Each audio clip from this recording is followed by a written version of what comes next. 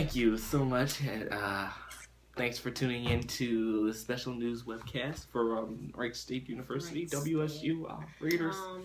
Go Raiders! So you won't believe it. I was laying up in my bed, and Michelle Obama. Michelle Obama. Oh, okay. Michelle, yes. Michelle. She called me directly. Did she? She didn't call my people. What? She called directly to speak to me personally. Really? I took the call as soon as I could. So she's coming back up here next week. But she said she's bringing carrots. So the alcohol is out. Right. Barack called me, right? Mm-hmm. And Barack was like, hello. This is Daniel. Okay. And I was like, yeah, like, what's up? What is and he said he wanted us to, because you know how, like, we like talking to people. Yeah, right. He wanted us to entertain a social group that's going to be at, Washington, D.C. And he wants us to be there, to keep the group entertained because, we're just so funny. And his wife needs to impress these white people.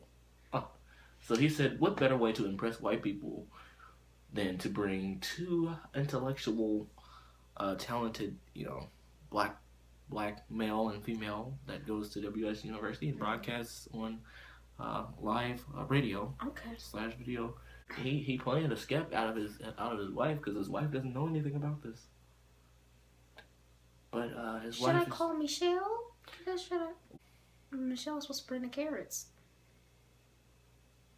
So you really want those carrots? It's her favorite fall vegetable. But I mean, there's always next fall. There always is next fall. Why get the carrots when you can get the squash, right? Oh!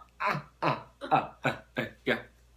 And because we all know that squash is a better choice than carrots because the carrots are orange and orange symbolizes evil because orange is the main color for Halloween. Okay. All right. No. But squash is what? White, and everybody loves white because white people are amazing.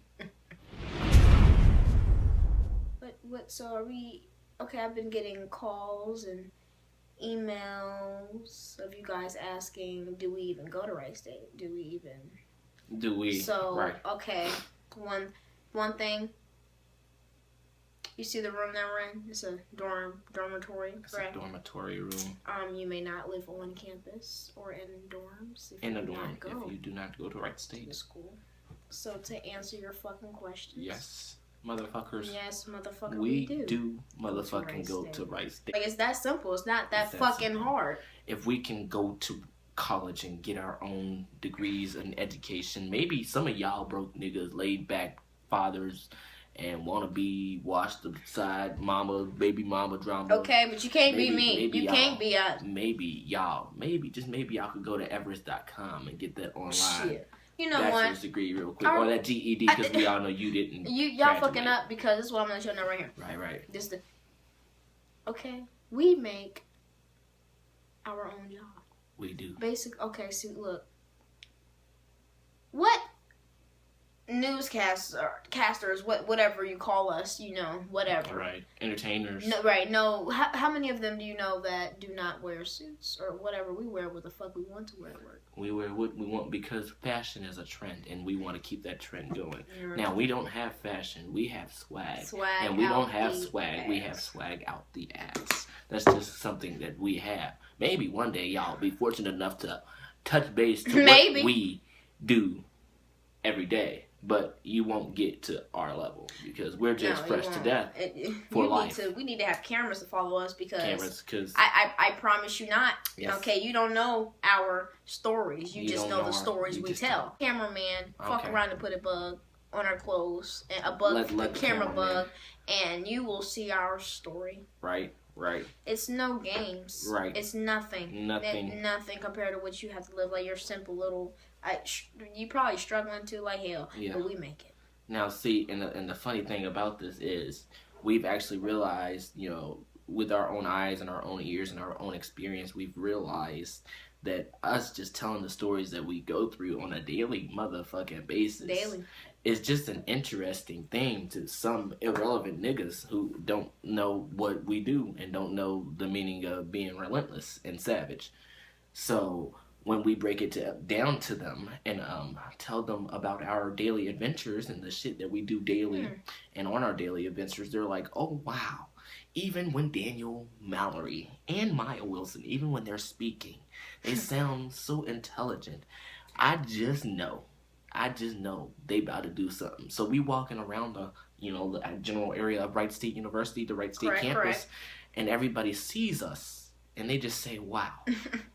Them niggas are bad as fuck. Yeah, because you don't give the white people so much satisfaction. Don't do that. You can give them the being proper. You can give them the benefit of the doubt. But you can't but give don't them... doubt yourself over the benefit. Dress like white people right. half the time. Do you? Because most of them don't have swag. I don't want these white bitches to hear me. Can I say bitches on...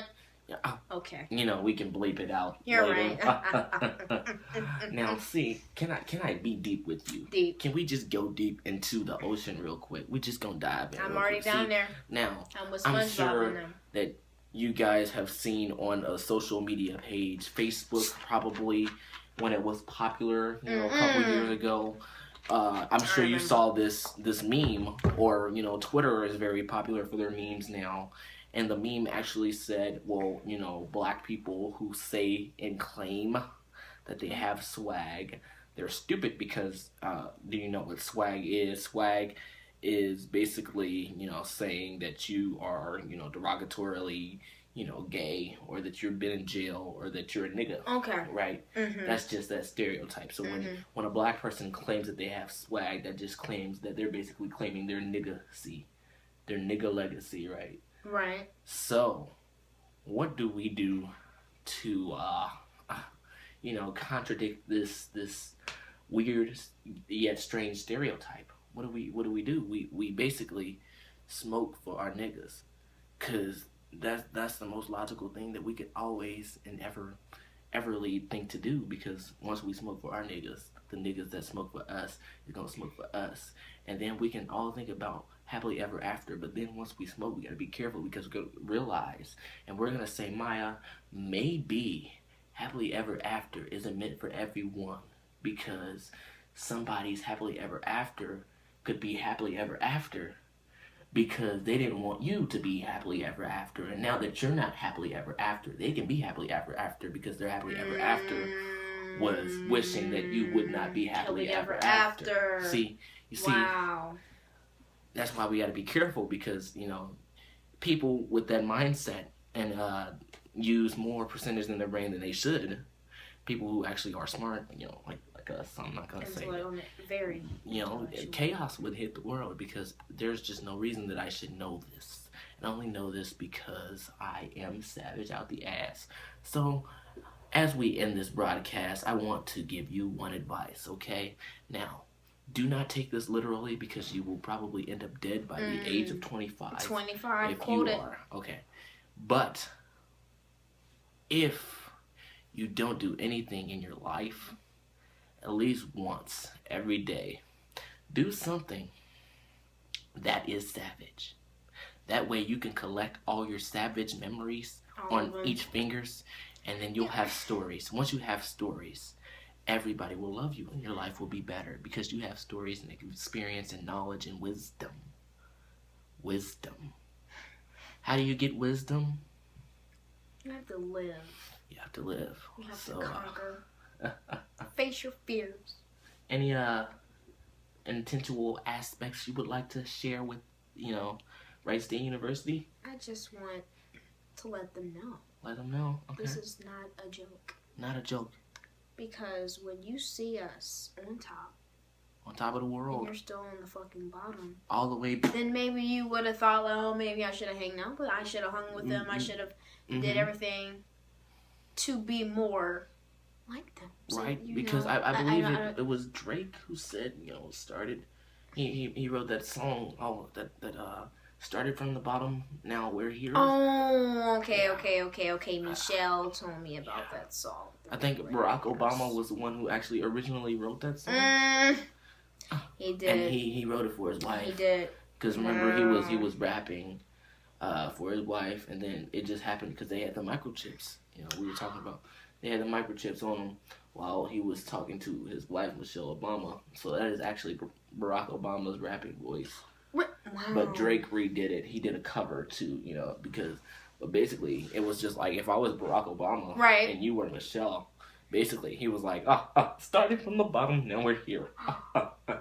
Started from the bottom, now the whole team's here. And he was talking about the Democrat, right? But this was just a conversation that he was having. So Drake, really that's savage. Yeah. Just adding his own.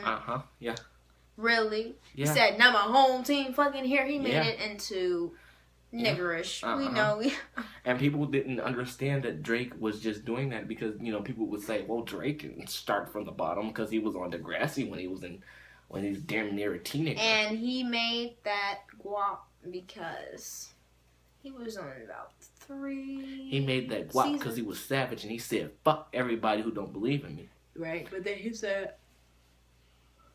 mark my words, I will leave. Ooh. Degrassi, I will leave when they recognize, whatever, Hollywood or whoever recognizes that he has musical ability, he's talented. musical assets. He's talented and yes.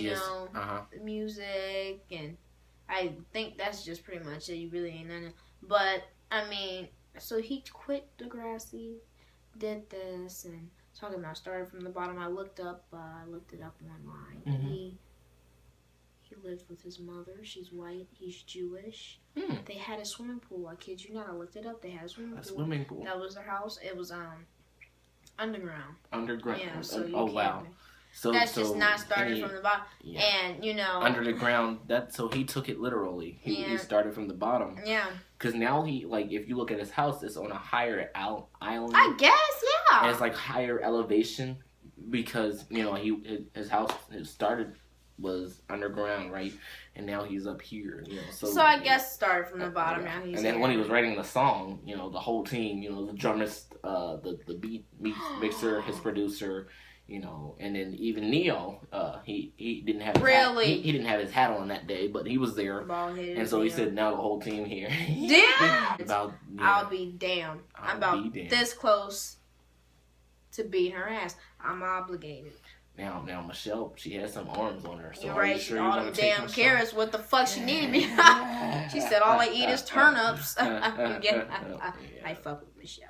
Yeah, but basically, if you don't understand anything we have said, I want to say before we hit 15 minutes, because that's our time, I want to say basically just 3 words that will allow you to understand what I'm saying. Basically, I want to tell the whole world, Wright State University, fuck with us. Couldn't have said it better myself. All right. Well, I will have to see you next time. Thank you. It's been a pleasure. All right. All right.